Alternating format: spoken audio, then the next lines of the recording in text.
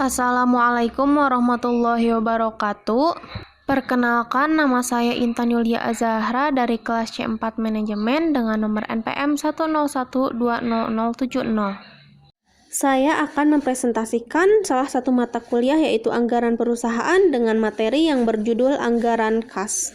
Anggaran kas adalah perencanaan posisi kas untuk jangka waktu tertentu yang terdiri dari dua bagian, yaitu perencanaan penerimaan kas atau aliran kas masuk dan perencanaan pengeluaran kas atau aliran kas keluar. 4 faktor yang mempengaruhi waktu aliran kas masuk dan aliran kas keluar. Yang pertama ada aktivitas perkreditan, dan yang kedua pembayaran melalui wesel berjangka, serta yang ketiga pelunasan pada hari terakhir periode potongan, dan yang terakhir kebijakan potongan penjualan. Dua macam anggaran kas yang diperlukan perusahaan. Yang pertama anggaran kas jangka pendek, dan yang kedua anggaran kas jangka panjang. Transaksi yang menyebabkan meningkat atau menurunnya jumlah kas dapat dipolakan sebagai berikut. Langkah penyusunan anggaran kas. Langkah-langkah dalam penyusunan anggaran kas antara lain menyusun anggaran penagihan piutang, menyusun anggaran penerimaan kas yang biasanya terjadi dari pos penerimaan tunai, penagihan piutang, dan penerimaan lain-lain. Nah, untuk soal dan pembahasannya kalian melihat sendiri. Nah, untuk pertanyaannya adalah berdasarkan data tersebut, saudara diminta untuk menyusun anggaran pengumpulan piutang, anggaran penerimaan kas, anggaran pengeluaran kas, dan anggaran kas akhir. Mari kita menyelesaikan bersama-sama. Nah, kalian bisa lihat sendiri di sini ada penyelesaiannya. Di keterangannya ada bulan Januari sampai triwulan 4. Kita akan mencari penjualan tunai dulu. Jadi, mula-mulanya itu kita lihat dulu data penjualan yang dimiliki PT Harapan Jaya. Nah, Pak, untuk bulan Januari itu datanya 3.500.000. Nah, 50% dari 3.500.000 itu berapa? Hasilnya itu 1.750.000. Kalian lakukan yang sama dari bulan Januari sampai triwulan 4 dengan data awal penjualan tadi. Untuk penjualan kreditnya pun sama.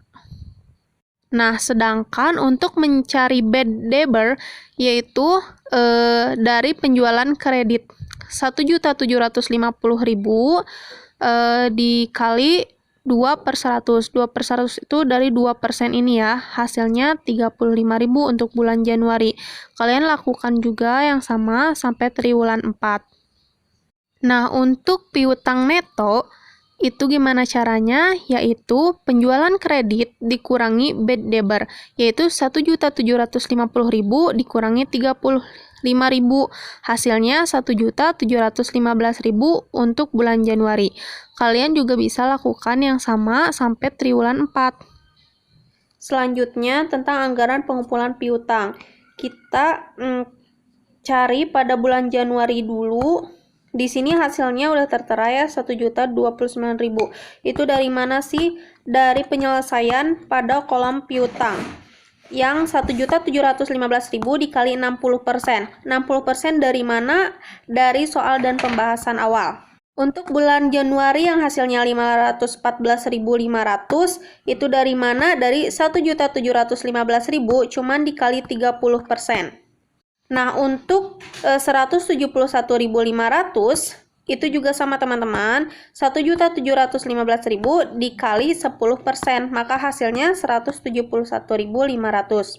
Nah, untuk bulan Februari juga sama, kita lihat dari penyelesaian piutang pada bulan Februari itu kan 1.837.500, maka kita kalikan sama seperti kali 60%, kali 30%, kali 10%, maka hasilnya ada yang tertera di sini, teman-teman. Untuk bulan Maret cukup 2.205.000 dikali 60% dan 2.205.000 dikali 30%. Maka hasilnya yaitu yang tertera di sini. Khusus untuk triwulan 2 yaitu 5.880.000 dikali 80%, hasilnya 470.400. Nah, untuk selanjutnya 5.880.000 dikali 20%, maka hasilnya 1.176.000.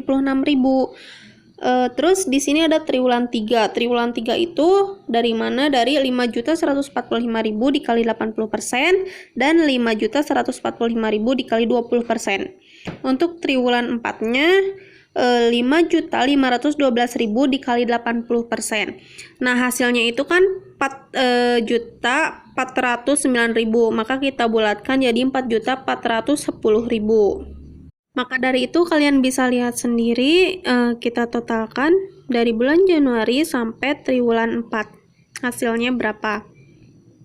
Selanjutnya ke anggaran penerimaan kas. Dari bulan Januari sampai triwulan 4. Untuk piutang, kalian bisa lihat datanya dari sebelumnya, yaitu di anggaran pengumpulan piutang. Kalian bisa lihat sendiri ya, sama.